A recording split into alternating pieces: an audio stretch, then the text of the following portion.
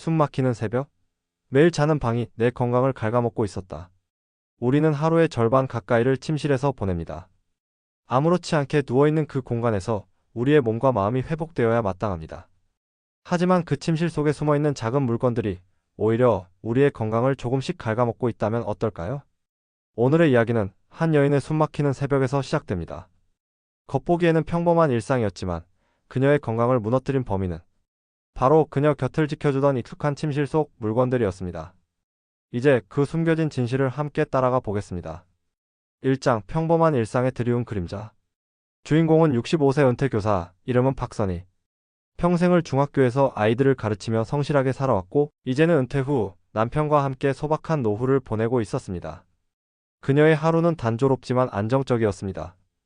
아침엔 근처 공원에서 가볍게 걷기 운동을 하고 낮에는 동네 도서관에서 책을 읽거나 손주에게 줄 그림책을 챙겨보는 시간이 많았습니다. 저녁이 되면 남편과 함께 드라마를 보며 웃었고 때때로 동네 친구들과 모여 차를 마시며 지난 세월을 이야기하기도 했습니다. 겉보기엔 평화로운 노후였습니다. 하지만 몇 달 전부터 이상한 변화가 나타나기 시작했습니다. 밤만 되면 목이 칼칼해지고 기침이 잦아졌습니다. 아침에 눈을 뜨면 머리가 무겁고 집중이 잘 되지 않았습니다. 허리까지 뻐근해 하루 종일 몸이 늘어지는 듯 했습니다. 처음엔 단순히 나이 탓이라고 생각했습니다. 이제 환갑도 넘었으니 이런 증상쯤은 당연한 거지라며 스스로 위로했습니다. 그러나 이상한 점은 하나 더 있었습니다. 낮 동안에는 괜찮은데 밤에 침실에서만 증상이 심해진다는 것이었습니다. 그녀는 여전히 이유를 알 수 없었고 그냥 피곤해서 그런 거라며 넘겼습니다. 하지만 바로 그 작은 이상이 앞으로 닥칠 큰 사건의 전조가 되고 있었습니다. 2장 딸의 경고. 어느 주말 간호사로 일하는 딸이 오랜만에 집에 들렀습니다. 딸은 부모님의 건강을 늘 걱정하는 사람이었습니다. 그날 딸은 어머니의 방에 들어서자마자 표정이 굳었습니다. 침대 위에는 세월의 흔적이 그대로 드러난 베개가 놓여 있었습니다.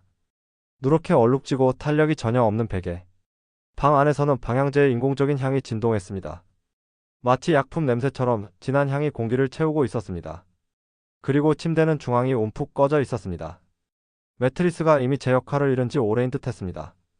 딸은 놀란 눈빛으로 어머니를 바라봤습니다. 엄마, 이 베개 도대체 몇 년째 쓰고 있는 거예요? 그러자 선희는 대수롭지 않게 웃으며 대답했습니다. 글쎄, 한 10년은 됐나? 아직 멀쩡한데 뭐? 딸은 심각하게 고개를 저으며 경고했습니다. 엄마, 오래된 베개에는 진드기랑 알레르기 물질이 엄청 쌓여요. 기침, 두통, 심지어 천식까지 유발할 수 있어요. 하지만 선희는 웃으며 대꾸했습니다. 요즘 애들은 너무 예민해. 우리 어릴 땐 이런 거 다 쓰고도 멀쩡했어. 딸은 한숨을 쉬었지만 그날 대화는 거기서 끝났습니다. 그리고 이 장면은 앞으로 벌어질 숨막히는 새벽을 예고하는 폭선이 됩니다. 3장 숨막히는 새벽? 며칠 뒤 새벽 사건은 일어났습니다. 깊은 잠에 빠져있던 선희는 갑자기 격한 기침으로 눈을 떴습니다. 목은 바싹 타들어가는 듯했고 가슴이 답답했습니다. 숨이 막히며 공기가 들어오지 않는 듯한 공포가 몰려왔습니다. 그녀는 손으로 가슴을 움켜쥐며 자리에서 몸부림쳤습니다. 숨소리가 가빠지고 얼굴은 창백해졌습니다. 옆에서 자던 남편은 놀라 황급히 불을 켰습니다. 그는 아내를 부축하며 다급하게 외쳤습니다. 하지만 선희의 호흡은 점점 더 거칠어졌습니다. 급히 구급차가 불려왔고 사이렌 소리가 새벽 거리를 울렸습니다. 응급실에서 여러 검사를 받았지만 큰 병은 발견되지 않았습니다. 의사는 단호하게 말했습니다. 지금은 위기는 넘겼지만 집 환경을 점검해 보셔야 합니다. 단순한 자극이라도 반복되면 큰 병으로 이어질 수 있어요. 그 순간 선희와 남편은 서로를 바라보며 불안한 눈빛을 감추지 못했습니다. 4장 진실의 발견 숨은 범인 3가지. 사건 이후 딸은 부모와 함께 침실을 다시 살펴보았습니다. 그리고 충격적인 사실이 드러났습니다. 첫째, 오래된 베개. 베개는 시간이 지남에 따라 땀, 각질, 먼지, 진드기가 쌓입니다. 2년 이상 사용한 베개에는 수십만 마리의 진먼지 진드기가 살 수 있습니다. 이들은 천식, 알레르기, 두통의 주요 원인입니다. 선희가 밤마다 기침을 하고 아침마다 머리가 무거웠던 이유는 바로 이 때문이었습니다. 둘째, 인공 방향제. 방향제 속 휘발성 유기화 합물과 프탈레이트는 단기간 노출만으로도 두통과 어지럼증을 일으킬 수 있습니다. 장기간 노출되면 심폐질환, 호르몬 교란, 심지어 암까지 유발할 수 있습니다. 방 안을 가득 채우던 인공향기는 사실 선희의 건강을 서서히 파괴하고 있었습니다. 셋째, 낡은 매트리스. 10년 이상 된 매트리스는 꺼지고 눅눅해져 척추와 허리에 부담을 줍니다. 그 결과 만성 허리 통증과 불면증을 유발합니다. 선희가 매일 아침 허리를 부여잡았던 이유가 바로 여기에 있었습니다. 딸은 단호하게 말했습니다. 엄마, 이대로 두면 더 큰 병이 생길 수도 있어요. 지금 당장 바꿔야 해요. 선희는 충격을 받았습니다. 자신의 건강을 무너뜨린 범인은 다름 아닌 매일 밤 함께했던 익숙한 물건들이었음을 깨달았습니다. 5장 변화의 시작. 며칠 뒤 가족은 함께 대형마트에 갔습니다. 새로운 베개를 고르고 편안한 매트리스를 고르며 방향제 대신 천연 에센셜 오일을 장바구니에 담았습니다. 방 안의 공기는 인공적인 향 대신 은은한 라벤더 향으로 바뀌었습니다. 침실은 마치 새로운 공간처럼 환해졌습니다. 작은 변화였지만 결과는 놀라웠습니다. 선희는 다시 깊은 잠을 잘 수 있었고 아침마다 머리가 맑아졌습니다. 허리 통증도 서서히 줄어들었습니다. 그녀는 비로소 깨달았습니다.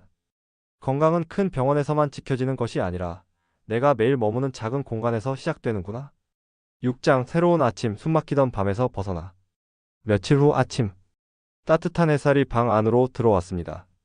선희는 눈을 뜨자마자 미소를 지었습니다.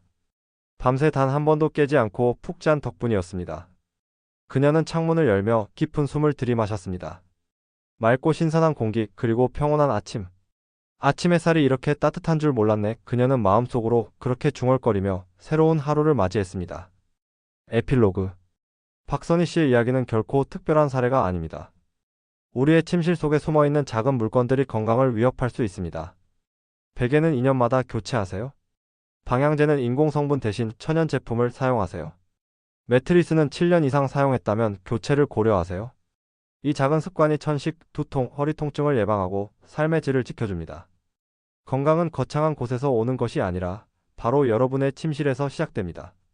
오늘 소개한 내용은 캘리포니아의 소화기내과 전문의 사우라브 세티 박사의 의견을 바탕으로 재구성한 이야기입니다. 따라서 단순한 드라마가 아니라 실제 의학적 근거에 기반한 정보임을 기억하시기 바랍니다. 그리고 이 채널을 구독하시면 앞으로도 여러분의 건강과 생활을 지켜주는 더 깊이 있고 믿을 만한 정보를 받아보실 수 있습니다. 작은 선택이 평생 건강을 바꿉니다. 오늘 여러분의 침실을 점검해 보시길 바랍니다.